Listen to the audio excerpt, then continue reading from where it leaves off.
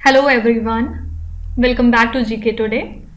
और ये है हमारी daily UPSC prelims model and previous questions analysis की सीरीज, जिसमें आज ही हमारा लेक्चर नंबर 38 रहेगा। और एज यूजुअल हम 5 क्वेश्चंस डिस्कस करेंगे विद प्रॉपर एनालिसिस। चलिए स्टार्ट करते हैं। Which of the following is are related to Nagaland. यहाँ पे 3 चीजें लिखी हुई हैं, आपको बताना है कि इसमें से कौन कौन सी चीजें हैं जो बिलोंग करती हैं नागालैंड को। हॉर्नबिल फेस्टिवल, कोन्याक ट्राइब, पुलिये बाजे वाइल्ड लाइफ सैंचुरी। फर्स्ट है यहाँ पे हॉर्नबिल फेस्टिवल।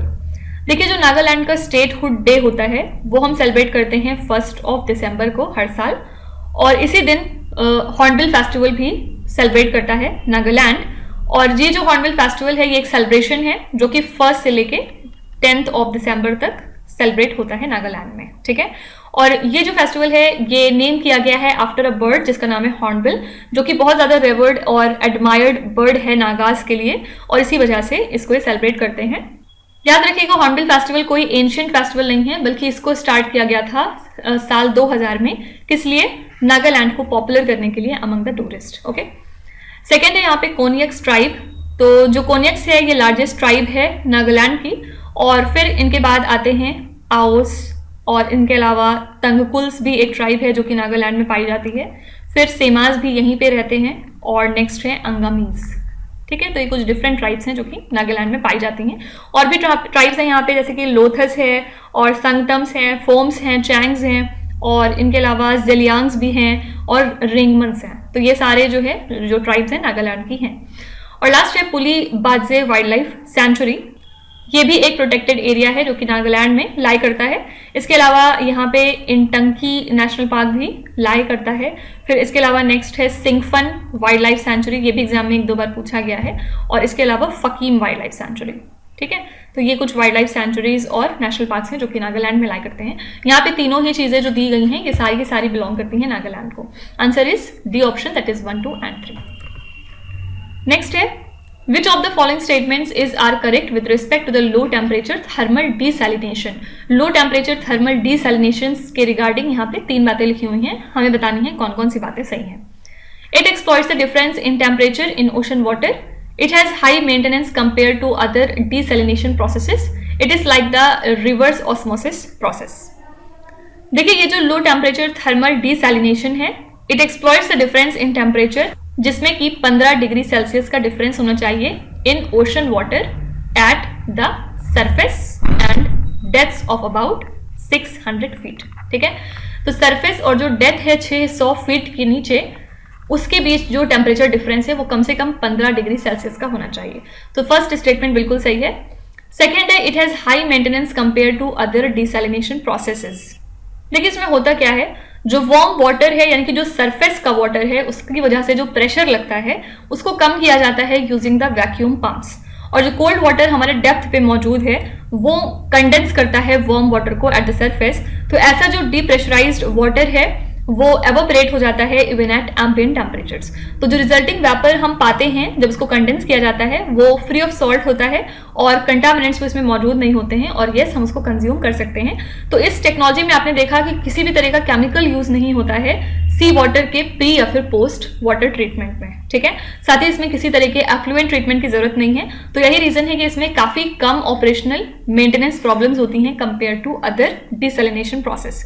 तो अगर आपको इसका प्रोसेस पता होता तो आप समझ जाते कि इसमें कोई भी मेंटेनेंस चार्ज आपका ज्यादा नहीं लगता, तो यहाँ पे हाई मेंटेनेंस कहना गलत होगा, ठीक है। तो सेकेंड स्टेटमेंट गलत हो गया। और थर्ड है it is like the reverse osmosis process.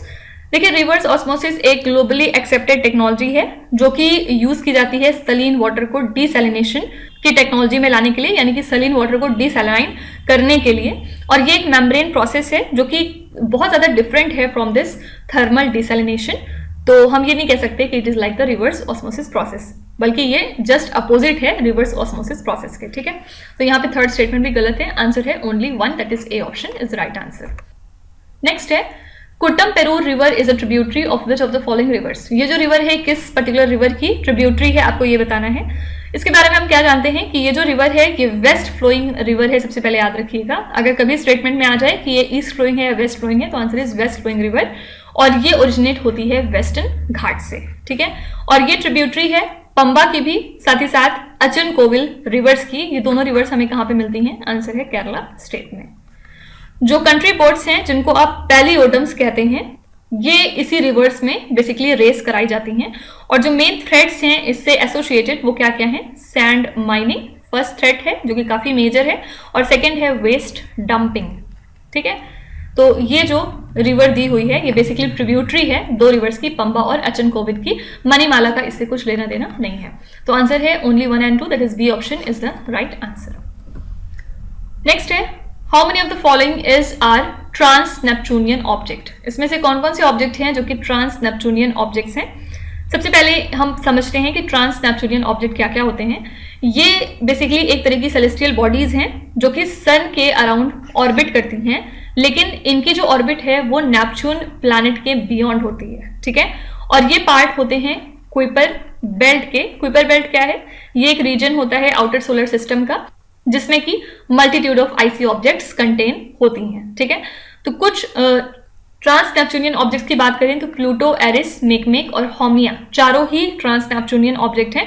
Pluto की बात करें तो Pluto most well known trans Neptunian object है। इसको क्लासिफाई किया गया था पहले as a 9th planet in our solar system, लेकिन बाद में इसको as a dwarf planet declare किया गया था 2006 में। ठीक है, तो प्लूटो की एक डाइवर्स टेरेन है जिसमें कुछ आईसी प्लेन्स मौजूद हैं, माउंटेन्स मौजूद हैं, और हार्ट शेप्ड एक फीचर भी यहाँ पे मिलता है जिसका नाम है टोम्बो रिजियो। ठीक है, और टोटल इसके पास 5 मून्स भी हैं जिसमें कि जब सबसे बड़ा जो मून है इनका उसका नाम है कैरन। ओके, सेकेंड है एरिस। एरिस एक अदर ट्रांस नेपच्यूनियन ऑब्जेक्ट है और ये प्लूटो से थोड़ा सा छोटा है साइज में लेकिन ज्यादा मैसिव है, और इसकी डिस्कवरी हुई थी 2005 में, जिसके बाद ही हमें प्लूटो को रीक्लासिफाई करना पड़ा था as being a dwarf planet.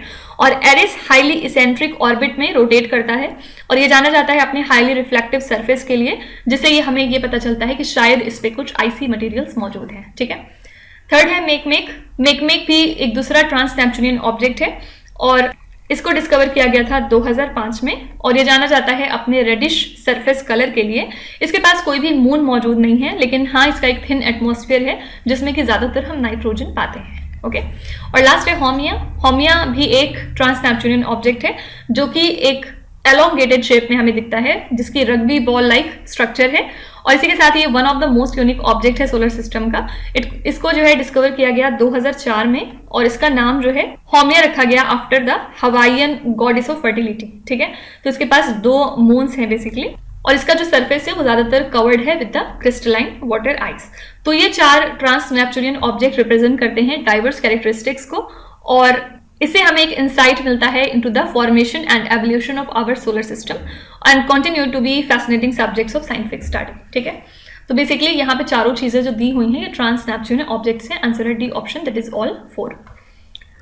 Next है which of the following seas are located in the Pacific Ocean. इसमें से कौन कौन सी सीज हैं जो कि पैसिफिक ओशन में लाई करती हैं? Sea of Okhotsk, Tasman Sea and Bering Sea. तो सबसे पहले हम बात करेंगे सी ऑफ ओखोत्स्क की। ये जो सी है ये सिचुएटेड है in the north western Pacific ocean, और इसको बॉर्डर करती है रशिया ईस्ट से लेके वेस्ट तक। ठीक है, ये रिलेटेड है या कनेक्टेड है सी ऑफ जापान के साथ भी थ्रू अ नैरो स्ट्रेट, और ये जो सी है ये जानी जाती है अपने ठंडे पानी के लिए, अबेंडेंट मैरीटाइम लाइफ के लिए और सिग्निफिकेंट फिशिंग एक्टिविटीज के लिए। तो इसमें जो है एक्सट्रीम सीजनल वेरिएशंस देखने को मिलते हैं और आइस से कवर होती है ड्यूरिंग द विंटर मंथ। तो फर्स्ट वाला बिल्कुल सही है। सेकेंड है तास्मान सी। तास्मान सी एक मार्जिनल सी है जो कि लोकेटेड है बिटवीन ऑस्ट्रेलिया एंड न्यूजीलैंड। इसी के साथ ये फॉर्म करती है कुछ हिस्सा साउथ वेस्टर्न पैसिफिक ओशन का। ठीक है, और तास्मान सी की क्या क्या फीचर्स हैं? इसके डीप ब्लू वाटर्स हैं और ये जाना जाता है अपने रफ सी के लिए और स्ट्रॉन्ग करंट्स के लिए। तो इसका एक बहुत इंपॉर्टेंट रोल है मरीन ट्रांसपोर्टेशन के अंदर, और साथ ही एक इंपॉर्टेंट रूट है for shipping between Australia and New Zealand. Third है बेरिंग सी। बेरिंग सी एक मार्जिनल सी है जो कि लोकेटेड है नॉर्दर्न पैसिफिक ओशन में, और इसको बॉर्डर करती है Russia to the west and Alaska to the east. ठीक है, ये जो बेरिंग सी है अपने कोल्ड टेम्परेचर्स के लिए जानी जाती है, वास्ट फिशिंग ग्राउंड्स के लिए, और इसमें भी एबेंडेंट मैरीन वाइल्ड लाइफ मौजूद है जैसे कि सेल्स, वेल्स और वेरियस फिश स्पेशीज। तो ये सर्व करता है as an important ecological and commercial resource for both Russia and the USA. Okay, तो यहाँ पे कौन कौन सी सीज हैं जो कि लोकेटेड हैं हमारे पैसिफिक ओशन में? तो यहाँ पे आंसर हो जाएगा 1, 2 and 3, that is D option is the right answer. तो इसी के साथ हमने आज के 5 क्वेश्चंस यहाँ पे कवर कर लिए हैं। आई होप कि आपने सेशन को एंजॉय किया होगा और काफी कुछ नया भी सीखा होगा। तो कल फिर हम मिलते हैं with the next 5 questions. Till then stay tuned. Thank you so much for watching and please do not forget to subscribe to GK Today. With this, me Nuzhat Sana signing off.